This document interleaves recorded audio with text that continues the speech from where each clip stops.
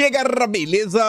Como é que vocês estão? Meus amigos, o Brasil segue agitadíssimo. E para falar sobre isso, dividi aqui o vídeo de hoje em 6 temas. Quero começar falando sobre fake news, PL 2630. Quero falar também sobre a suspensão do Telegram nesse contexto de tudo que está acontecendo, para depois falarmos sobre a CPMI do dia 8, agora oficial, vai sair do papel. E além de trazer todas as últimas atualizações do que pode acontecer, não pode acontecer, relatoria, presidência, quem vai ser, quem não vai. Quero também comentar algumas das coisas interessantes que envolvem estratégias dos deputados da direita e também eu quero falar sobre o PL. Na verdade, vou falar do PL também no primeiro tema, algumas coisas interessantes e que envolvem ele, Jair Messias Bolsonaro. E, gente, Bolsonaro ontem, ele foi dar um depoimento. Eu juro pra vocês, não é querendo passar pano não, mas é tanta injustiça que fazem contra esse cidadão que eu me sinto compelido a trazer umas coisinhas aqui pra mostrar pra vocês. E aí no final vocês podem fazer o julgamento se a imprensa ela é desumana, ela faz pouco do que Bolsonaro sofreu em 2018 no atentado nas mãos do Adélio, ou se não a imprensa é séria e está atrás da verdade. Depois, vamos falar do MST. Andam aprontando demais e a CPI do MST também foi instaurada. Inclusive, é um deputado da direita que está cotado para ser o relator e a presidência também. Tem mais algumas coisas que vai fazer muito mais sentido depois que a gente fala da CPI do dia 8 e também temos a CPI das Americanas e a dos jogos. Mas a gente vai chegar lá, aguenta aí. Depois vamos falar do Dilma, tá acabado. Não sou eu que digo, é a própria imprensa. Falando de imprensa, falando de CPI, nossa introdução já tá gigantesca. O Globo soltou uma nota sobre o Gonçalves Dias. Se preparem. E a agenda internacional do Dilma vai de mal a pior, só passando vergonha. Eu quero mostrar para vocês a história das palmas. E aí, se der tempo, voltaremos a falar de economia, Josué Gomes, né, o sobrinho do Lula e mais algumas coisas. Mas vamos começar que tem muita coisa. E vejam só. Diante de todos os problemas do PL 2630, isso daqui não dá para negar. Um dos grandes pontos que vem sendo apontados nas redes, pelos deputados, pelos parlamentares, pela sociedade civil, que não é da extrema esquerda, que não é ongueiro. Todo mundo está bem preocupado com a possibilidade da criação de uma espécie de polícia digital. Por mais que a turma da esquerda diga que não, olha só, o órgão é do bem, ele não vai fazer nada demais, não vai ter poder de moderação, parem com isso, é fake news da direita. O receio continua, né? E aí o Metrópolis comenta o seguinte, que a agência supervisora segue como grande entrave para o PL das fake news. Diz que a Câmara está dividida em relação à proposta do governo de criar uma agência, né, que vai supervisionar as plataformas. A nota conta que o Orlando Silva passou mais de 3 horas ao longo do dia de ontem tentando convencer a Frente Parlamentar Evangélica que não vai ter censura. Não, a liberdade religiosa tá garantida, daquele jeito. Não, confia, rapaz. Confia no Dilma. Confia, né? Do mesmo jeito que... Vou ficar quieto. Aí, olha que interessante.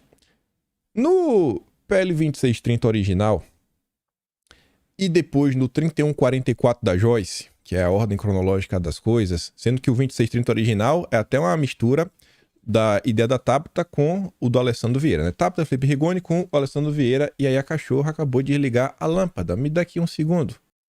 Voltei. A cachorra tava aqui brincando dentro da sala.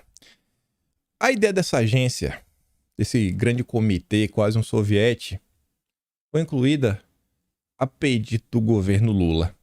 O que vocês acham? Vocês acham que uma agência como essa é pro bem da nação, vai realmente garantir que as redes sejam um lugar muito bacana? A própria nota do Metrópolis diz o seguinte, que a oposição diz que a proposta iria instaurar um Ministério da Verdade e levaria a censura nas redes sociais. Mas não, nada demais, né? Só uma agênciazinha que vai discutir, um comitê com a sociedade civil. É do bem, é do bem demais. Mas aguenta aí. Continuando, a gente vai voltar a falar sobre algumas coisinhas. Falando do Telegram bem rápido e dentro desse contexto de tudo que está sendo discutido, o Samuel Pancha do Metrópolis, em poucas palavras, né, 2 pequenos parágrafos, ele ousou fazer um questionamento que eu acho que ao final você já sabe a resposta. Ele fala o seguinte, peraí, então mesmo sem um PL 2630, mesmo sem, né, a lei das fake news, uma empresa, não é qualquer empresa, é o Telegram, uma empresa gigantesca, pode ser corretamente tirada do ar por desrespeitar decisões judiciais? Esse afobamento em pedir urgência para algo tão importante e complexo fica cada vez mais esquisito. Esse aqui é um dos grandes pontos. No Brasil existe calúnia, difamação, existe a justiça que ela já atua. Inclusive, uma plataforma como o Telegram, ela pode ser derrubada por decisão judicial. Diante das ferramentas que a sociedade já possui, você pode aprimorar. Sempre há espaço para o aprimoramento. Mas para criar pressa? Por que agir de uma forma tão afobada? Utilizando a palavra aqui do Samuel Puncher. É tudo que está acontecendo em relação à PL 2630. Pessoal, pensa o seguinte. Alguém nesse Brasil vai falar que o PSOL não é um partido de extrema esquerda. Eu até entendo alguém falar que o PSB do Alckmin, o PDT do Ciro Gomes, são partidos de centro-esquerda. Mas, gente, o PSOL entrou com um pedido para as coisas irem um pouco mais devagar e criar uma comissão especial para debater o tema até o PSOL. O PDT do Ciro Gomes também entrou com esse pedido. O MDB também. O União Brasil também. Mas ainda assim, eles querem tratorar esse tema a todo custo. E só para encerrar essa questão aqui do Telegram, vi muita gente da direita comentando, e pessoal, tem algumas coisas que eu não sei qual é a solução. Mas é muito complicado, e é complicado mesmo. E a direita às vezes tem que tomar cuidado quando abraça demais essa questão da liberdade, porque o que está sendo solicitado ao Telegram são informações de alguns grupos que são realmente meio complicados. Na hora que você vê lá o nome do grupo e o que está sendo debatido lá dentro, gente, eu não acho que é grupo assim de direita não, viu? Se você for dar uma olhada, inclusive em coisa aí contra a turma lá de Israel, de judeus, etc, tudo mais, dê uma olhada, coisinha, né? Porque eu tenho certeza assim, ó, vamos trazer para um tema muito mais simples. Vocês já pensaram se for descoberto um grupo de criminosos no Telegram? Um grupo onde criminosos ensinam outros criminosos a praticarem golpes. Vocês se sentiriam confortáveis em saber que a plataforma não está ajudando a pegar esses criminosos? Então existem algumas decisões, algumas discussões que, beleza, ó, peraí, calma lá, tem algumas coisas que estão meio complicadas. Tem alguns assuntos que realmente eu acho que já estão bem solidificados na sociedade, né? Basicamente já se tornou senso comum. Mas vamos continuar, né? Pele das fake news, não só fala sobre várias coisas que a gente acabou de falar aqui, diversas outras, como também, e vem sendo pontuado de forma correta por diversas pessoas, parlamentares e toda a oposição à estirra do Zap, é a história que envolve a monetização.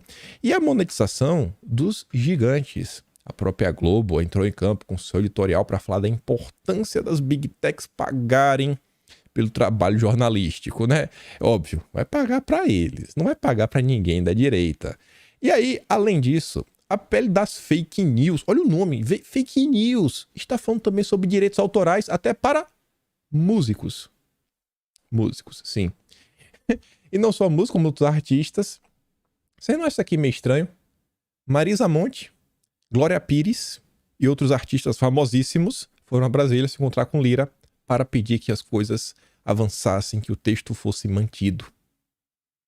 E a Marisa Monte, ela aparece em vídeo, ela inclusive defende a monetização do jornalismo. A Marisa Monte sempre foi muito próxima da Rede Globo, então ninguém vai estar surpreso com isso, né? Mas tá ali, ó, a própria protagonista diz, a turma foi lá, mas não estavam muito interessados em falar exatamente sobre mentiras, né, difamação na rede social, tava atrás do meu boleto, minha vida. Aí tá lá, ó, o grupo de produtores de conteúdo buscou Lira para tratar direitos autorais. A comitiva de artistas entregou uma carta que pede a manutenção de trechos do PL que cria a Lei Brasileira de Liberdade, Responsabilidade e Transparência na internet. Segundo Marisa Monte, eles têm a experiência de restabelecer os direitos dos músicos que se perderam na migração das plataformas analógicas para as digitais. Não, eu não acho que foi isso que aconteceu. Eu acho que nessa migração o que aconteceu na verdade foi uma democratização da música. Se você para analisar, você para escutar alguns músicos famosos, eles dizem que o mercado no passado era basicamente quase que por completo dominado pelas gravadoras. Se a gravadora fala assim, ó, esse aqui é meu, é o meu peixe, é esse cara que eu quero, vai brilhar, vou botar o CD pra vender, tinha lá o jabá nas rádios, etc. O cara vai ficar famoso. Gente, com o mundo digital, quando é que eu, na minha infância e juventude, ia pensar que eu teria um microfone. Esse microfone aqui, que todo mundo dos podcasts, etc., esse é o Shure SM7B. A Jovem Pan tem ele desde que o mundo era mundo. A Jovem Pan é precursora de tudo. Esse microfone, gente, ele é da década de 70. Se eu não me engano, o Michael Jackson usou ele pra gravar, não sei se foi o Thriller ou aquela música Beat It. Quando é que eu achava que ia ter um microfone desse? Sabe? Um braço articulado, uma câmera e que isso ia se conectar num computador dentro de minha casa, poder gravar um vídeo e falar com todas as pessoas. Se eu tenho a capacidade de fazer isso, imaginem, por exemplo, os dubladores. Vários deles hoje possuem estúdio em suas próprias casas. Quantos músicos não pegam uma interfacezinha de áudio, pluga o microfone, pluga um teclado MIDI, pluga uma guitarra, pluga um baixo, pega assim, no próprio teclado MIDI, bota uma bateria, cria uma música, cria um som, fica famoso, fica na internet, coloca, pá, publica, e a coisa vai indo, começa a fazer shows. Não. A raiva dessa turma é a mesma coisa sempre, é a perda do monopólio. É a perda do monopólio. Quando o mercado abriu, cadê a Marisa Monte? Quem é que sabe quem é Marisa Monte? Quem é que sabe quem é a Glória Pires? Quem é que tem mais audiência? Primeiro TV aberta, né? Vamos botar a Glória Pires. Manda ela abrir um canal no YouTube. Vamos ver se ela vai brilhar. Manda ela chamar todos os amigos dela. Chama aí, pô. Bota as câmeras melhor do mundo. Pede emprestado aí pra Globo. Vamos ver a audiência. Essa é a raiva. Tem nada a ver com direito. Nada. Zero. Zero, zero, zero. Eles também esperam oferecer aos autores direitos sobre reprodução a longo prazo de suas imagens, suas novelas. Meu Deus do céu. Todo mundo atrás do meu boleto Minha Vida. Os artistas ficaram com receio de que o foco em fake news prejudicasse os trechos que tratam de direitos autorais. A Antagonista Serra falou o seguinte, ó, há um capítulo no projeto de lei que recebeu o apelido por tratar da regulamentação das redes sociais, que versa apenas de direitos do autor e direitos conexos. E outro dedicado a conteúdos jornalísticos, né? O meu boleto Minha Vida. Enfim, há muito mais do que estratégias para lidar com fake news no pele das fake news. É um absurdo. É uma notícia que me animou. E aquela coisa que é tentar enxergar as coisas fora da caixinha. Não é fora da caixinha. Analisar de uma forma mais ampla, uma forma macro. Diariamente a gente perde. A gente perde. A direita no Brasil, o cara tem que ser tipo um torcedor do Bahia, do Vitória. Eu posso falar que eu sou baiano, só perde. Não ganha nada. Quando ganha campeonato baiano, que é jogando um contra o outro. Mas vai pro Nacional, eu não lembro quando é que o Bahia ou Vitória ganhou alguma coisa. Tem que ser sofredor. Essa é a direita no Brasil, né? Ai, mas ainda assim, gente, mesmo com tantas derrotas, tantas coisas que acontecem, existem motivos para comemorar. Estamos em 2023. Graças a Jair Messias Bolsonaro, não me diz que é por outra coisa, não me diz que os deputados todos iriam para o PL se Bolsonaro não tivesse ido para o PL. Você vai falar se Bolsonaro disputasse a campanha, sei lá, União Brasil? Ele se resolvesse com o Bivar? Não. Nicolas, Ramagem, Bia Kicis, Luiz Felipe de Arlindo Bragança, tudo, não, vou PL porque eu gosto do PL. Eu vou PL porque o PL é o partido da direita do Brasil. Tu vai me falar que é por causa disso? A turma foi pro PL porque é o partido que o Bolsonaro tava. A força de Bolsonaro não só conseguiu quase 60 milhões de votos, 99 deputados eleitos, basicamente 15 senadores, mais a direita no Brasil, não só no PL, outros partidos. E aí, nesse cenário, diante dessa votação do PL 2630, 6 deputados votaram a favor do requerimento de urgência. 6. Não teria mudado o resultado. Ainda assim, você vê como são as coisas. O PL notificou os 6 deputados que votaram contra a orientação do líder Altinês Cortez, que não é um cara conservador de primeira hora, né, de direita. Não é. Era um cara político da velha guarda, do centrão. E aí ele orientou, não, a gente vai votar contra, partido. E aí, a turma do PL, raiz, vai cobrar uma virada de posicionamento na votação do mérito da proposta, sob a ameaça de punir os dissidentes. Em 2019 tinha até um partido que era o PSL, logo nisso já brigou.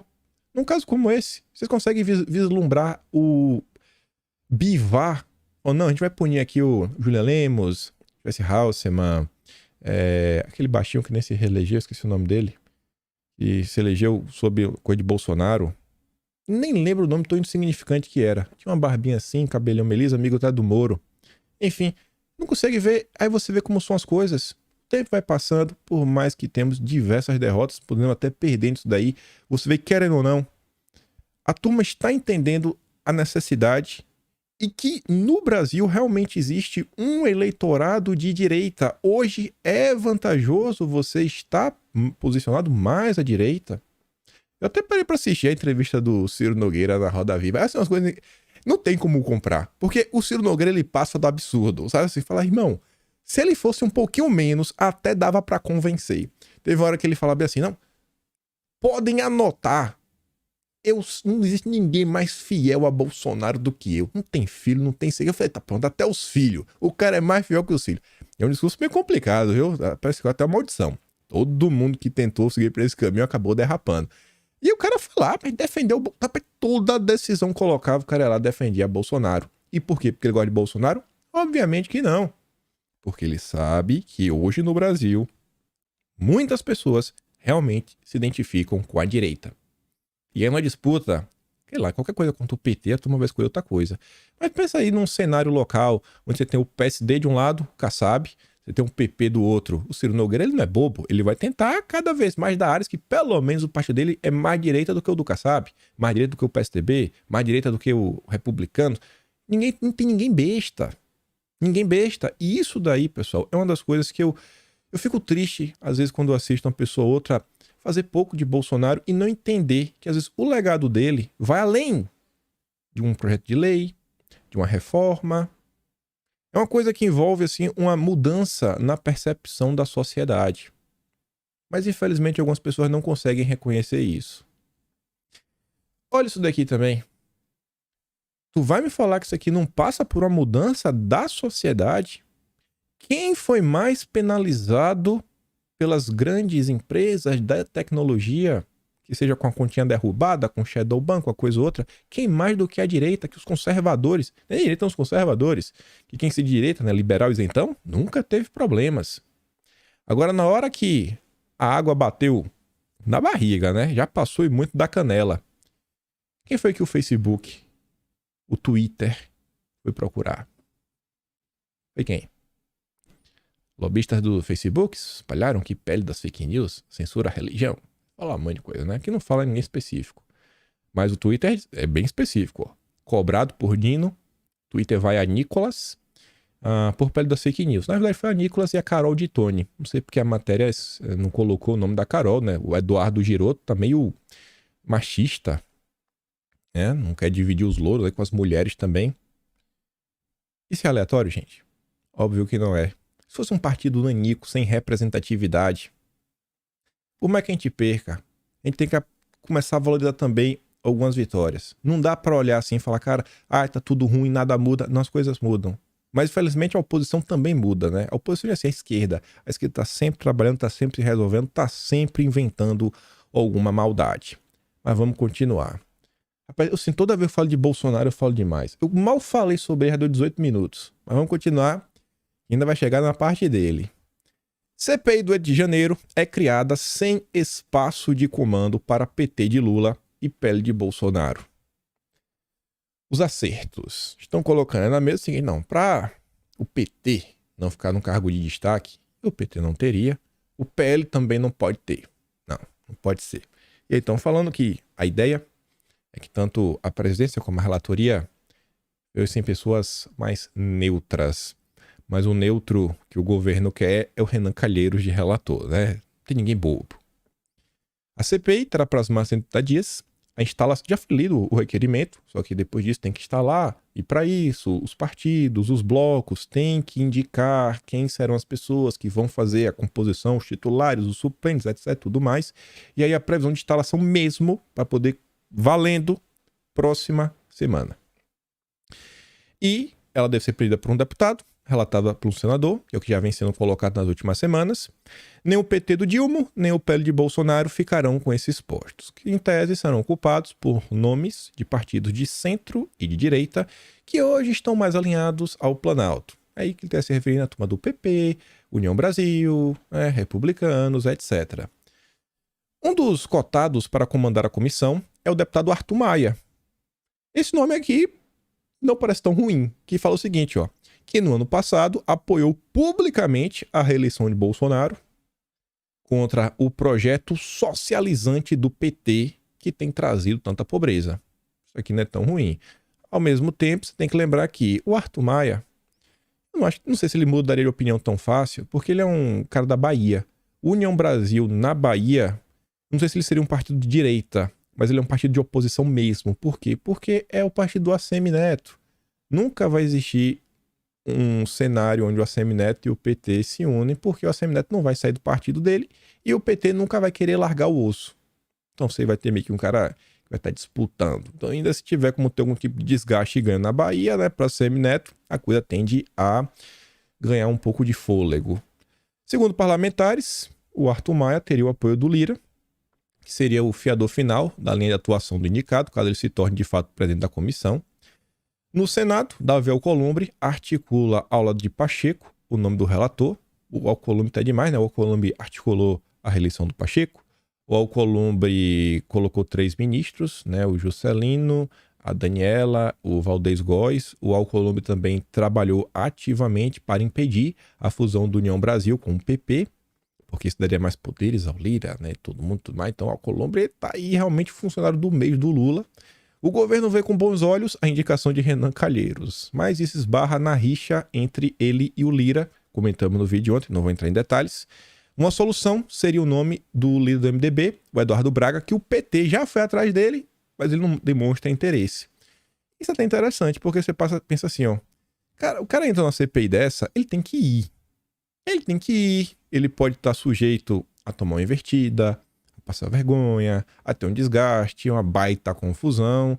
E às vezes o cara tá mais preocupado em, cara, sabe, tocar aqui uns projetos, que é mais interessante pro meu reduto eleitoral, trabalhar aqui em torno de uma campanha para 2024, ou da própria reeleição dele, etc, tudo mais. E onde CPI, quer ou não, sempre acaba sendo um pouco desgastante. A depender da pessoa, que não tem um perfil mais de embate, pode, não, isso aqui não é para mim. Continuando, aliados de Bolsonaro estabelecem como método para a CPI derrubar mais um ministro. Essa matéria aqui, a priori, traz algumas informações que são verídicas, porque o Rafael Moura, ele escreve na coluna da Malu Gaspar, ele entrou em contato com algumas pessoas do PL. Ele não revelou os nomes, mas pelo que eu acompanho aqui, a turma realmente, na coluna da Malu Gaspar, dela em específico, a turma realmente consegue comentar e trazer informações verídicas. E ela fala sobre diversas coisas, não só sobre o PL, e começa falando assim, ó, que os aliados de Bolsonaro não vão admitir, mas já sabem que vai ser impossível comandar a comissão. E aí, por isso, estabeleceram outra meta a perseguir nos próximos meses. Derrubar mais um ministro de Lula, de preferência o Flávio Dino. Preferência, se for mais um, beleza. Esse ponto aqui entra com uma coisa que eu falei com vocês, que é a direita, ela precisa, às vezes, tentar equalizar o seu interesse com a realidade. Muita gente fala assim, não, que essa CPI e tudo mais, como se fosse a solução da lavoura, como se fosse mostrar que tudo que aconteceu foi tudo uma grande armação, que o Lula é um grande culpado, o Lula caiu, vai ter impeachment, e o Alckmin vai embora junto também, vai ter quase uma nova eleição. Isso é um desejo, mas não tem como acontecer. Não existe nenhuma chance no Brasil de apenas o Lula ser impeachmentado, né? Desculpa, ser o Lula e o Alckmin impeachmentado, né? Se tiver qualquer tipo de impeachment, cai o Lula, vem o Alckmin. E a grande chance é de ser ainda pior, gente. De coração, a gente brinca assim, causar algum desgaste, botar os petistas nervosos. Mas o Alckmin é o candidato dos sonhos de todo o sistema. De algumas pessoas, né? Não vou nem falar quem é. Vocês entendem muito bem. Então, assim, é o que está acontecendo. Ver, pelo menos eu, na minha visão, olhando aqui de fora, na minha pequenez, ver que a turma de deputados do PL está tentando trazer, pô, vamos ver aqui, o que realmente dá para fazer? Como a gente realmente pode se causar algum desgaste, mas um desgaste que possa ser proveitoso? Pô, uma troca de ministro, você gera alguns louros em diversos âmbitos. Eu acho muito difícil derrubar o Flávio Dino, mas se isso acontecer, o cara perturba, né? Ela segue falando que a estratégia do desenvolvimento do PL é usar a comissão para desgastar de todas as formas a imagem do Dino, com o objetivo de emplacar a narrativa que ele não agiu como deveria na prevenção e no enfrentamento dos ataques. Lideranças do PL ouvidas pela coluna, que eu disse para vocês, acreditam no poder de criar as condições para forçar a demissão do Dino. Não sei. Logo após 8 de janeiro, o PL estava com o jogo perdido, mas agora já viu cair um ministro e podemos derrubar outro, afirma um integrante do partido. Se a CPMI atingir um Dino, já está bom. O roteiro discutido nos bastidores por oposicionistas ao governo do Dilma envolve pedir a quebra de sigilo telefônico do Dino, exigir os e-mails, todo o relatório de inteligência recebido pelo ministro antes, durante e depois dos atentados. Isso daqui, se for estratégia, beleza. Eu acho muito difícil também. Pode ser uma estratégia, pode pedir, criar tipo de narrativa, mas da forma como a comissão vem sendo composta, acho muito difícil, mas muito difícil, na hora de botar em votação, conseguir maioria para aprovar esse tipo de pedido. Mas continuando. Bolsonaristas também apostam que a CPMI vai ajudar a paralisar o governo. E esse aqui é um bom ponto. Esse é um bom ponto. E é uma coisa que eu acho que já vale se a turma realmente conseguir alcançar. Não pelas razões que a nota do Globo coloca. Porque a Globo fala assim, ó. E por conseguinte, o país, afugentando investidores estrangeiros, atrapalhando os trabalhos de administração que já vem enfrentando uma série de dificuldades no caminho. Eu não acho que o objetivo dos deputados de direita é tirar dinheiro do Brasil. Eu não acho que o objetivo em parar o governo está em quebrar a economia, fazer a população sofrer. Não. Eu acho que quando dizem assim, paralisar o governo, é tentar fazer com que o governo, sabe, coloque seu foco nas coisas realmente importantes. Então essas agendas, principalmente a agenda ideológica da esquerda, ela seja deixada de lado. Que o governo comece realmente a focar em algum tipo de coisa que possa trazer alguma melhoria. Porque o cenário está tão ruim, tão ruim, tão ruim, que talvez pro Lula evitar o pior, ele faça alguma coisa boa. Talvez. Que ainda é muito difícil de acreditar. E esse é um ponto. Quantas e quantas propostas de lei está se discutindo aí recentemente? A ideia de criar uma espécie de PTU e PVA, que você paga anualmente, para você poder ter, né, uma ferramenta. Está se discutindo 20%. Não sei se é 20% do valor da coisa, né? Mas tá aí, não é coisa baratinha, não. E aí, governo paralisado, nada avançando. Você acha que o governo vai dar prioridade para uma agenda como essa ou para o arcabouço fiscal? Para a reforma tributária? Então eu acho que esse é um dos pontos. Não há, vamos tirar, vamos quebrar a economia. Acho que isso daí é balela, comeu mosca aí a turma da Globo. Continuando. Trata-se de um tema já exaustivamente debatido publicamente, inclusive na CCJ. Reitero que não recebi relatório da BIM sobre invasão da sede dos três poderes. A insistência nessa pauta antiga e vazia é prova que não tem o que dizer, disse Dino à equipe da coluna. Bom, eu acho que o ponto não é o relatório da BIM, mas sim aquele ofício do diretor-geral da Polícia Federal, o Andrei, que inclusive foi respondido. E o Kim Kataguiri que apresentou. E até hoje eu quero saber como o Kim Kataguiri teve acesso àquele ofício. Porque naquele ofício, o diretor-geral da Polícia Federal alerta para o risco da invasão dos prédios dos três poderes. Do lado lulista, o discurso tem sido que a comissão vai acabar dando tiro no pé na oposição e que a direita vai se arrepender, etc. Tudo mais. Vamos ver como é que vai rolar. O que eu sei é que essa turma também não brinca em serviço. Continuando, PL traça estratégia para aumentar tempo de fala na CPMI. Aqui é outro ponto que eu também falei que queria falar sobre o PL. Mais uma vez, nada disso seria possível se não fosse Bolsonaro. Em primeiro lugar, né? O PL está dando espaço à turma que realmente é de direita. Graças a Deus. Valdemar continue assim. Não vai virar meu ídolo nem nada, mas tá no caminho certo. Né? Se redimir por tudo que já fez no passado. O PL quer transformar Ramagem em vice-líder do partido na Câmara para que o parlamentar ganhe 5 minutos extras. Você vê, isso porque, como vice-líder, o parlamentar tem direito a 5 minutos de fala a mais que um titular no colegiado que não tenha posto de liderança. Essa pode ser, inclusive, uma das razões do PL também ter escolhido Eduardo Bolsonaro. Talvez não foi porque ele é filho de Bolsonaro, mas porque Eduardo já é líder da minoria na Câmara e, portanto, já detém desse tempo extra.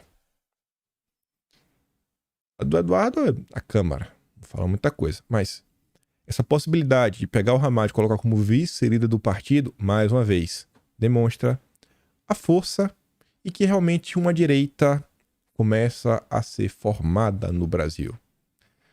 Ainda que a gente não vença, são aquelas pequenas vitórias que a gente tem que lembrar. Continuando, essa nota aqui é bem interessante, bem interessante. O Hélio Gaspari escreveu na Globo a nota intitulada "O general não leu as mensagens". Tá falando do Gonçalves Dias. A CPI demarcará a inépcia, a tolerância e a cumplicidade. Aí ele começa falando o seguinte: o Capelli diz que com a liberação das imagens vai ficar demonstrado que não há qualquer possibilidade de ilação com relação à conta do general.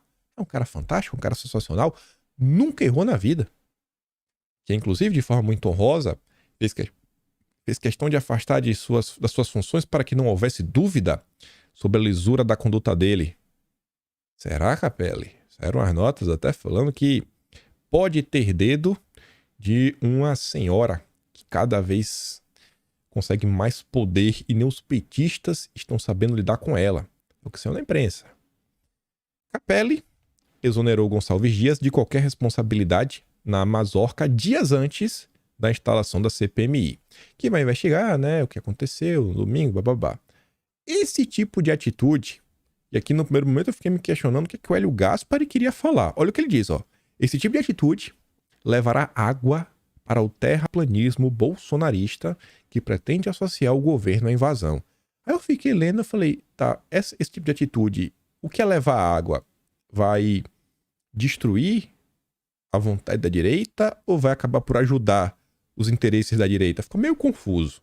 Aí no parágrafo seguinte, ele se posiciona, aí você realmente entende que o Capelli tá meio, né, passando do ponto. Falando o seguinte, ó: no apagão da segurança de Brasília, misturam-se inépcia, tolerância e cumplicidade das forças civis e militares encarregadas de garantir a segurança da Praça dos Três Poderes. O limite de cada conduta serão investigados pela CPI. Pulando na frente, o governo atira-se numa armadilha. Falando, ó, o Capelli defendeu o Gonçalves Dias dessa forma, tá se jogando numa armadilha. Capelli. Em seu depoimento à Polícia Federal, Gonçalves Dias disse que nas mensagens captadas entre os dias 2 e 7 não havia informações relevantes. Havia. Diz a Globo, Hélio Gaspari. Amanhã, aí ele traz aqui uma mensagem desses supergrupos, né? Da turma aí que criou a confusão no dia 8. Amanhã parece que será falado de uma data para a festa da Selma. Nesse dia, outra mensagem falava em 3 trincheiras, uma no Planalto, outra no Congresso e a terceira na Alvorada. Aqui é a mensagem do dia 5. Às 20 horas e 23 minutos do dia 7, um deles informava: o QG de Brasília é apenas para hospedagem e concentração dos convidados que estão chegando. Lá vai ser combinado o horário e a data para a festa da Selma. Segundo Gonçalves Dias, no dia 8 pela manhã, constavam pessoas fazendo discursos exaltados, ameaçando invadir prédios públicos da República. O Gonçalves Dias já sabia disso. Ele falou no depoimento. E o compilado de mensagens não pode ser considerado tecnicamente um relatório de inteligência para a produção de conhecimento para assessorar a decisão do gestor. Eu acho que pode. Sabe-se lá o que acha que venha a ser inteligência, mas às 9h30 da manhã do dia 8, uma mensagem informava: não vai invadir nada a não ser na hora certa. Não vai invadir nada. Espera a hora certa de comer bolo da festa da Selma. E aí, o bolo foi comido na tarde do dia 8, Congresso, Supremo, Planalto invadidos. Aproximadamente entre 2h45 e 3h10, o Gonçalves Dias só chegou ao Planalto às 16 horas. Os vídeos conhecidos mostram que as cenas de cordialidade do GSI com os golpistas são quase todas anteriores à sua chegada. O apagão foi além do GSI. Até hoje, não se explicou a longa inércia do batalhão da Guarda Presidencial. Quem que cuida disso? A questão que fica para a CPMI é a demarcação do que separa a inépcia da tolerância ou mesmo da cumplicidade. O governo não tem ou ainda não mostrou elementos suficientes para incriminar ou exonerar quem quer que seja. Ele está falando que pelo parte do governo não dá nem para bater o martelo que é culpado nem que é inocente. Será? Não sei. Espero que possamos descobrir sobre isso a partir das próximas semanas, né? E vamos lá. Vamos falar dele em específico. Tem um tempo, né? Ele tá meio de férias ainda. Tá quieto, tá vivendo a vida dele. Mas a turma não esquece. Jair Messias Bolsonaro, no dia de ontem, foi prestar um depoimento. Fala um monte de coisa. Foram perguntar também sobre a postagem lá do mês de janeiro, que ele acabou por compartilhar.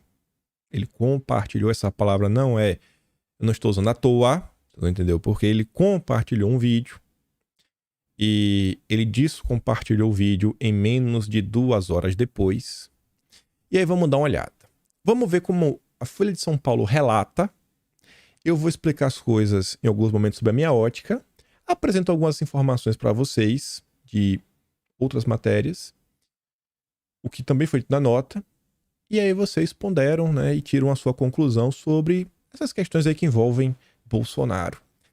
A nota fala o seguinte, que Bolsonaro fala à Polícia Federal em engano e efeito de remédio por vídeo após o dia 8. Efeito de remédio. Rapaz, não é possível. Bolsonaro inventou que tava lelé. Tomou remedinho. Ah, será que foi isso? E Bolsonaro tá correndo desculpa esfarrapada, né? Vamos dar uma olhada. Segundo a defesa de Bolsonaro, o ex-presidente recebeu o vídeo de terceiros e queria armazená-lo para assistir mais tarde. Bolsonaro, afirmam os advogados, não se deu conta de que realizou a postagem, mas foi alertado por auxiliares e apagou a publicação em seguida. Bom, é meio complicado quando você fala assim, apagou a publicação. Ele não publicou, ele compartilhou. Uma postagem é uma coisa, uma publicação um compartilhamento é outra. Eu já falo sobre isso. Isso foi como a matéria reportou o que foi informado pelo advogado. Talvez o advogado comeu bola, porque não foi uma publicação, foi um compartilhamento. Isso não é aleatório. Mas vamos continuar. A nota da Folha de São Paulo também comenta, ali, ó, que o Fábio Van Garten afirmou que a publicação havia sido feita equivocadamente pelo próprio ex-presidente. Foi ele que postou. Todos os metadados da plataforma estarão à disposição dos delegados da Polícia Federal. E, gente, você acha que Fábio Van Garten, Jair Messias Bolsonaro seriam burros o suficiente para falar assim, não, os metadados estão aí, a polícia vai ter acesso? Não foi ele. Você acha que se realmente não fosse Bolsonaro, eles iriam falar isso daí? Porque se você não sabe o que é metadados, é assim, ó. Eu acho que quase todos vocês já devem ter se deparado com um arquivo de Word, um PowerPoint, uma planilha de Excel. Talvez você nunca clicou com o botão direito do mouse e escolheu o item propriedades, que ele mostra as propriedades do arquivo. E essas propriedades são os metadados. Lá vai ter, por exemplo, o dia que o arquivo foi criado, a última vez que o arquivo foi editado, em qual computador aquele arquivo foi criado. Então traz esses tipos de informação. As redes sociais, elas devem guardar, tipo, algumas coisas ligadas ao login. Não, ó, quer ver um exemplo? Hoje não existe mais. Mas no passado, quando você fazia uma postagem no Twitter, ele mostrava assim, ó, Twitter Web, acho que eu só colocava assim. Significava que a postagem foi feita de um computador. Quando você fazia uma postagem no Twitter pelo celular, se fosse iPhone, mostrava Twitter for iPhone. Ou outra, Twitter for Android. Aparecia lá. Então, esses são os metadados. As redes, elas meio que coletam algumas informações, né? O horário que fez, de onde fez, até tudo mais. Então, por esses metadados, você consegue provar, ó, essa postagem foi feita desse celular, essa postagem foi feita desse computador. Talvez algum de vocês, talvez quem tem aí Hotmail ou Gmail, ou até mesmo no Facebook, às vezes você viaja, você usa um computador que não é seu, você recebe um alerta, ó, tentaram acessar a sua conta, e ele mostra lá, através da geografia, que não está na posição que normalmente você mora. E aí gera, né, um negócio mais complicado. Então, você está falando, cara, tá lá os metadados. E eu tô batendo nessa tecla, vocês devem ter visto aqui na tela, a senhorita Bela Megali, do Globo, em 17 de janeiro falou o seguinte, ó, família culpa Carlos Bolsonaro pela postagem golpista no perfil de Bolsonaro e quer tirar suas senhas. Será que isso é verdade? Eu aposto dinheiro. Uma nota como essa é de alguém da ala dos isentões, né, da ala da direita verdadeira, né, super conservadora, qualquer coisa que seja, que faz uma postagem dessa só para desgastar a própria família. E se vocês lembram que recentemente o Carlos Seu tem uma postagem, né, que é sempre sendo maltratado por todo o serviço que faz de forma voluntariada, é o que você vê. Não duvide que foi alguém mais à direita que entrou em próprio contato com a Bela Megali para propagar uma mentira como essa. Aí vai, é desgaste e tudo mais, aí o cara apanha, aí o tempo passa e você vê que, pô, bicho, não foi o cara. A imprensa tava mentindo. Mais uma barrigadazinha. Mas vamos continuar. Isso aqui era só um ponto que eu acho que é importante, que é esclarecer. Voltando na nota da Folha de São Paulo, depois da questão dos metadados, o aliado, no caso o Fábio Van Garten, ainda acrescentou que a defesa fez uma demonstração aos policiais federais de como é fácil realizar uma postagem no Facebook. Abre aspas, o Fábio Van Garten fala o seguinte: a referida postagem, objeto do depoimento de hoje, acontece poucas horas, poucos momentos após a saída dele do hospital, altamente debilitado, altamente medicado. E a postagem, a mecânica de postagem da plataforma do Facebook se dá com meros 2 cliques no botão compartilhar. Quem nunca pegou o celular, o dedo assim meio bamba, aí você pega assim, às vezes dá um clique duplo. Às vezes você clica no lugar errado, você tá usando com a mão só. Quando você usa com as duas é muito mais fácil. Às vezes assim, ó, você quer até para teclar, você às vezes clica no lugar assim meio errado. Às vezes foi isso. 2 cliques. Bolsonaro não escreveu nada, gente. Não escreveu nada.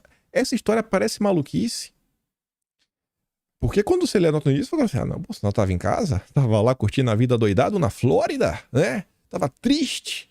Vou tomar aqui uns remedinhos pra ficar alegre. Não tem nada a ver com isso. Tá falando de hospitalização. Você fala, meu, isso aqui, hospital? Hospital? Aí veja. Olha a jornalista profissional Dora Kramer, que escreve na Folha de São Paulo, tá na Rádio Bandeirantes, e agora vai também fazer parte do grupo Jovem Pan. A senhorita Dora Kramer, você é bem bondoso, né, chamar de senhorita, utiliza suas redes basicamente para destilar um pouco de ódio. Porque ela fala assim, ó, as teses da defesa de Bolsonaro parecem loucas? Não é isso? Nas joias e no post, ele simplesmente não tem defesa. Dorinha, não é um post, é um compartilhamento. Isso é importante. Será mesmo que ele não tem defesa, gente? É o que eu digo, eu quero não passar pano. Eu peguei a Globo, que é o veículo que mais odeia Bolsonaro. É um ódio, assim, mortal. 10 de janeiro, 11 horas e 16 minutos. Bolsonaro chega a condomínio de luxo após deixar o hospital. Bolsonaro teve mais uma vez aquele princípio do intestino preso. Ele estava no hospital. Eu não acho que ele tomou uma aspirina. A nota diz o que é. Termina com ina, mas não é aspirina, né? É um negócio bem mais forte. Começa com mor. E aí diz, ó, na noite desta terça-feira, e o compartilhamento do post foi entre a noite da terça e a madrugada da quarta. Então, na noite de terça, Bolsonaro chegou no condomínio, na Flórida. Horas antes, como revelou o Lauro Jardim, ele deixou o hospital onde estava internado após sentir fortes dores. Dores! Você toma o que você está com dor? Um remédio contra a dor. Assim, é bem óbvio. É bem óbvio. E a depender do remédio que o Bolsonaro falou que tomou, é uma coisa forte. Deixa o cara realmente meio debilitado. Isso foi, olha, horário 11h16. 2 horas depois, né? 2 horas e 30 minutos, mais ou menos. 1 hora e 43 minutos da manhã do dia 11, ou seja, 2 horinhas depois, 2 horas e meia depois, o mesmo Globo, 2 dias após atos, Bolsonaro compartilha. Você vê aqui, ó, até a Globo está usando a palavra certa. Compartilha. Cadê? Compartilha. Ele não postou, ele clicou sem querer. Ele compartilha, ele clicou, botão errado. Vídeo que questiona, tudo mais. Aí vem a Dora Kramer. Fosse mesmo um engano, como alega a defesa, por que ele em seguida não informou que se tratava de um equívoco? O cara tirou o vídeo com menos de 2 horas no ar, um compartilhamento, ainda tem que pedir desculpa, se explicar. E ainda assim, gente, a coisa é tão absurda que eu fiz questão de trazer vários coleguinhas da Dora Kramer. Vários coleguinhas que não tem mais o selinho azul, né? Porque perderam. Porque todos aqui tinham o selinho azul. Vamos aqui observar uma coisa. Compartilhar é só você compartilhar. Bolsonaro escreveu nada. Nada. O compartilhar do Facebook é o RT do Twitter. Vamos aqui analisar alguns perfis de jornalista, o que eles colocam na própria biografia. Matheus Maia, repórter de política no Poder 360. RT não é endosso. Um jornalista que diz, compartilhar não é endossar. Só compartilhou. E ainda diz que compartilhou em menos de 2 horas. O Irá Machado, repórter da Folha, colega de trabalho da Dora Kramer. RT não é endosso. José Antônio Lima, jornalista e professor de Relações Internacionais e Jornalismo. RT não é endosso. Caio Budel, repórter do G1. G1, Globo. RT não é endosso. Caio Espeixoto, repórter do Broad Política, mas acho que é Estadão. RT não é endosso. Repórter da Folha, mais uma colega da Dora Kramer. RT não é endosso. Paula Félix, repórter de Saúde na Veja, ex-Estadão, agora São Paulo. RT não é endosso. Rafael Nascimento, G1, TV Globo. RT não é endosso. Maria Eduarda Loan, jornalista da PUC e repórter da CBN, antes na Band News. Né? FM, eu não sei, é a Band News que a Dora Kramer trabalha? Ou qual é a rádio que a Dora tá? A Rádio Band, eu não sei se é a Rádio Bandeirante, Band News é a mesma coisa, mas é próximo, né? RT não é endosso. Marcelo Toledo, jornalista da Folha, mais um colega da Dora Kramer. RT não é endosso. Ana sai de alguma coisa. Criadora, né? Assim, a chefe de conteúdo da Bloomberg. RT não é endosso. Joelmir Travares, mais um colega da Dora Kramer na Folha de São Paulo. RT não é endosso. E por fim, Emily Bank, repórter de política no Poder 360, antes estava no Estadão. RT não é endosso. Então, todos os jornalistas que fazem questão em deixar claro nos seus perfis que RT não é endosso, eles tentam criar todo um caos, sabe? Um cisma em torno de um cara que chegou em casa, saindo do hospital, tomando coisas fortes, numa coisa que você compra na farmácia, não acho nem como receita se vende em farmácia, uma coisa séria, doente, ainda como consequência do atentado que ele sofreu em 2018, que os jornalistas fazem pouco do que ele sofreu, distorcem a realidade e ainda se fingem escandalizados, quando esses próprios jornalistas sempre fazem questão de falar que RT não é endosso. Esse é o jornalismo brasileiro. Parabéns, Dora Kramer. A senhora não tem mais resquícios de humanidade, ou pelo menos de compaixão com o ser humano. A senhora deveria colocar o joelho no chão e pedir desculpa. E pensar, já pensou se fosse uma pessoa na família da senhora que tivesse sofrido o que ele sofreu em 2018, a senhora ia fazer piadinha com coisa. Isso é sério, Dora Kramer. Não faz a piada. Sabe? Ninguém. Já pensou. Bolsonaro já se internou umas 4 vezes. Você acha que ele não sente dor? Não poder comer direito? As pessoas fazem pouco, né? RT não é endosso. E é o que eu falei, assim. Não é que eu queira falar, etc, tudo mais, nem nada. Só que é tanta injustiça que acontece contra esse cidadão. Que é o que eu falei, eu me sinto compelido a mostrar o outro lado, porque quem que vai mostrar? É a Folha de São Paulo? É a Globo? A Dora Kramer não é. Triste saber, inclusive, né? É a nova linha editorial aí que parte da Jovem Pan vem tomando em seus programas. Até ficou aqui uma página em branco. Mas vamos continuar, né? Sempre que eu falo de Bolsonaro, eu falo muito. Nem vai dar tempo de terminar esse tema do MST, eu acho. Mas vou acelerar. Vamos lá. Ontem, Arthur Lira leu mais requerimentos. E aqui eu falei que tinha mais algumas coisas que ligavam com a CPM do dia 8, que é coisa interessante. E é o seguinte. Tem várias frentes, tem vários problemas acontecendo no Brasil. E eu sei que é difícil a gente prestar atenção em tudo ao mesmo tempo, porque o dia só tem 24 horas. É normal. E tem aquele senso de prioridade. Só que o pessoal pensa o seguinte. O Lira abriu CPI da MST, CPI das Americanas e CPI da manipulação de resultados em partidas de futebol. Pensa o seguinte, o mesmo deputado, ele não pode participar de todas as comissões. O que o governo vai fazer? O governo vai mandar, com certeza, né, os melhores, a Champions League, para a CPI do dia 8. Vai deixar o MST totalmente desguarnecido. E as americanas? Tabata Amaral deve entrar em campo, né? Óbvio. Né, Tabata? Com Kataguiri também, quem sabe, né? Do interesse. Quem sabe a CPI chega no Lema, eles podem ficar muito preocupados, eles sabem que o Lema é um cara muito bacana.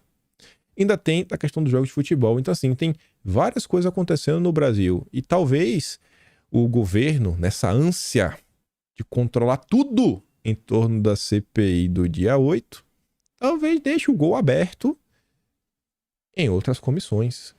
A CPI do MST, por exemplo, ela está sendo cotada para ter como o relator o Ricardo Salles e a presidência ficar com o Zucco. Ambos, realmente, assim, parlamentares de direita. Parlamentares que realmente são de oposição. E uma CPI que pode ser desgastante para o governo. Aí diz que o próprio Zucco, inclusive, é um dos autores dos requerimentos, né, que pede a instalação da comissão. Membros da Frente Parlamentar da Agropecuária, FPA, da qual Salles é membro, afirmam que a entidade tende a apoiar a indicação do ex-ministro de Jair Bolsonaro. Olha quem está querendo participar. Kim Kataguiri. Pelo amor de Deus, né? Pelo amor de Deus. João Paulo Rodrigues, da Coordenação Nacional do MST, afirmou nas redes sociais na noite desta quarta que a CPMI não tem um foro definido e é mais um palco para destilar ódio contra a nossa luta. Essa questão que envolve o MST, ela é tão engraçada, para não usar outra palavra, que o João Paulo Rodrigues, gente, recentemente, ele estava no programa do Reinaldo Azevedo, que eu não sabia. O programa do Reinaldo Azevedo com o Valfrido Vardi, o amigo do Boulos, ele tem uma certa parceria, né? Contava ali com o ciclo de apoio do YouTube. Veja como são as coisas. Às vezes a gente menospreza algumas coisas que acontecem, sempre tentando atribuir apenas a falhas na direita. A direita tem muitas falhas. A direita perde muitas vezes mesmo. Mas não dá para negar também que o adversário sabe jogar. E o adversário não joga parado, né? Ele sempre está trabalhando para fazer suas pautas pegarem mais força, mais capilaridade, terem mais apoios. Olha que união, Reinaldo Azevedo, Valfrido Vardi e MST. Num programa que vinha com apoio, né, da plataforma no Brasil. A esquerda sabe trabalhar esse aspecto. Mas voltando, sobre o MST. Ramiro Rosário é um vereador do Brasil, acho que do Rio Grande do Sul. Ele fala assim, o MST diz que produz arroz orgânico na região metropolitana de Porto Alegre, após análise de laboratório na Universidade Federal de Santa Maria. Comprovamos que o produto tem defensivo agrícola e não é orgânico. Denuncia o caso no Ministério Público Federal por crime de propaganda enganosa do MST. O arroz orgânico fake. Tem muita coisa que pode ser questionada, até porque essa pauta dos orgânicos, agenda verde, mercado de carbono na SG é a tônica do momento. Talvez essa CPI do MST possa esbarrar em alguns assuntos que ninguém nem poderia imaginar e que o MST pode ter algum tipo de relação. Continuando, voltando aqui alguns dias atrás, a Veja tinha relatado que ruralistas queriam abrir a CPI do MST e também a turma do agro está discutindo já, né, com Lira, a votação do Projeto de Lei 490/2007, conhecido como Marco Temporal sobre Demarcação de Terras Indígenas. É um tema que está em âmbito judiciário e a turma do Legislativo quer trazer para si a responsabilidade para evitar qualquer tipo de confusão. E aí, veja, saiu da Mônica Bergamo ontem que o agronegócio já avançou sobre 60% de território indígena no oeste do Paraná. Olha a manchete. Sobre o território indígena. Aí você vai para o corpo da matéria. Um estudo realizado por ongueiros, né? Uma comissão aí, Guarani Ongueiro, que reúne comunidades Guarani de São Paulo, Rio, Espírito Santo, Paraná, Rio Grande do Sul, Santa Catarina, afirma que 60% de uma terra reivindicada. Ah, tá, entendi. Então não é território indígena. É uma terra reivindicada pelos indígenas. Acho que essa palavra faz muita diferença na manchete. Mônica Bergamo, ela deveria dar uma olhada aí, né? Como ela vem escrevendo. E aí diz que já está dominada pelo agronegócio. Ué, mas então a terra não é indígena? Uma terra que eles estão reivindicando. Pô, Mônica, me ajuda a te ajudar, né? Ai, ai, ai. Sobre o MST. Talvez a CPI possa chegar em outros assuntos, quem sabe até no governo, né? Você vê, ó, o governo cede à pressão do MST e nomeia 7 novos chefes do INCRA após a invasão. Invada e ganha 7 nomeações. MST avalia que obteve vitória política com mobilização ao retomar diálogo com o governo. Pô, concordo também, viu? Vocês discordam? Pô, baita vitória. Vai continuar se mobilizando, né? Mobilizar significa invadir. Governo Lula muda a chefia do INCRA em 19 estados, com aval do PT e pressão do MST. Sensacional, irmão.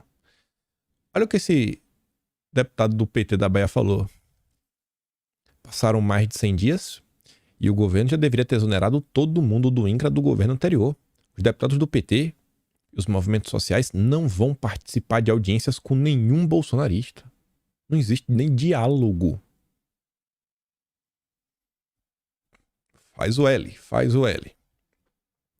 Até o Prerrogativas, né? Que tem até pilha. Olha, você vê. Prerro. Ah, que lindo. Ganhou cargos na crise com o MST. Quem foi? É a Mayra Coraci Diniz, diretora da Câmara de Conciliação Agrária do INCRA. Tem algum problema? Alguma disputa? Quem que vai fazer a arbitragem? A conciliação? Prerrogativas, né? Brother chapa do MST. MST anuncia a invasão de 3 áreas na Bahia após deixar terreno da Embrapa em Pernambuco. Isso foi agora, viu? Dia 23. E segue emplacando nomes no governo federal. Ações do MST podem entrar na conta em decisão de investimento. Isso aqui também é outro ponto. E até questionar, né, a responsabilidade que o governo brasileiro tem com a nossa economia. Porque você viu, desde as invasões das fazendas Suzano na Bahia pelo MST, empreendedores do setor agrícola e agroindustrial têm dito que podem repensar seus investimentos no país. O argumento do corte na criação de empregos pode ser usado para pressionar o Dilma na condução do caso. Empresários do setor também alertam que as invasões devem aumentar a divisão no país, fortalecendo a extrema-direita. Dilma, por favor, faça alguma coisa. E aí, quem comentou sobre esse caso, de uma forma um pouco mais profunda, é o Estadão, mas em nenhum momento eles destacam que as invasões no governo Bolsonaro basicamente chegaram a zero e quem vem fazendo realmente uma oposição, lutando por uma CPI para tentar parar esse estado das coisas, são os bolsonaristas, né? A direita. O Estadão finge que não sabe o que está acontecendo. Mas vamos ver o editorial deles, né? Invasões premiadas. O MST está em casa, totalmente confortável para prosseguir com a sequência de invasões de propriedade no Brasil. A deferência que o Dilma prestou ao notório chefão do grupo, o João Pedro Stedley, ao entregado na comitiva oficial lá para o Oriente, não sinalizou outra coisa senão um endosso explícito do governo aos seus métodos truculentos, seja por afinidade ideológica, seja por esqualidez moral. A tibieza do governo para impedir as invasões tem facilitado muito a vida dos criminosos. O governo está facilitando a vida de criminosos? Ou as reivindicações do movimento são atendidas prontamente pelo governo ou o bando recorre à violência diante dos olhos complacentes do Planalto. Isso é inaceitável à luz da razão, do interesse público, da paz social e principalmente da ordem jurídica. Na segunda-feira passada, integrantes do MST tornaram a invadir fazendas produtivas da Suzano, no Espírito Santo.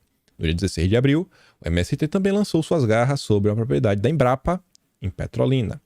A Embrapa é o centro de referência internacional em pesquisas para desenvolvimento do setor agropecuário. Em grande medida, o agro brasileiro é a potência que é em virtude da produção científica da empresa ao longo de 50 anos de existência. É crime é negacionismo científico, é emprego de violência como método de afirmação política. Como o Estadão se refere ao que está acontecendo, né, e as invasões. Confrontado, ao invés de exigir imediata desocupação das terras invadidas e exortar o MST a abrir mão de seus métodos truculentos para então trazer seus representantes à mesa de negociação, o governo cedeu à lógica do terror e atendeu à demanda dos invasores com extrema facilidade. Esse é o governo Lula. Na mesma noite da invasão, da Embrapa, o governo publicou no Diário Oficial da União os nomes de 7 novos superintendentes do INCRA, 5 deles indicados pelo MST. Ou seja, o governo aparelhou a autarquia federal com militantes do MST, que traz riscos para a garantia do direito constitucional à propriedade, gera insegurança jurídica e, como se não bastasse, afasta investidores. Ao ser tão condescendente com essa escalada de esbulhos promovidos pelo MST, o governo, ao fim e ao cabo, premiou as invasões e aumentou significativamente o custo político para impedi-las no futuro. Com tanta facilidade para violar a lei, o que haveria para conseguir parar os militantes do MST? Ainda mais quando os militantes do MST, segundo a Globo News, a Flávia Ayol fala sobre o papel do MST na política internacional. Organização da sociedade civil qualificada a debater a reforma agrária, agricultura familiar, enfrentamento à fome e inflação dos alimentos. Como fazer para o Brasil dar certo? Como? É dureza. Ainda mais com todo apoio, né? Você vê a diferença de alguns grupos de mídia no Brasil. Mas é isso. Seguimos acompanhando tudo. Se gosta do meu trabalho, passa no meu canal. Então, valeu. Tem um P na descrição, sempre falo isso. Não sei se o Telegram tá de volta, mas se tiver, o link do Telegram tá lá. Não passei nenhum vídeo aqui hoje, então não tem nada que mandar. Amanhã a gente comenta sobre o Dilma na Europa, a história das palmas, fala do senhor José Gomes, algumas coisas da economia e peço para tu compartilhar o vídeo, né? Não vai cair o dedo. Tem um Atlas Brasileiro, quimpen.com.br e eu espero poder estar aqui amanhã e também ver vocês. Aquele grande beijo, abraço, tamo juntos, valeu meus amigos, fui!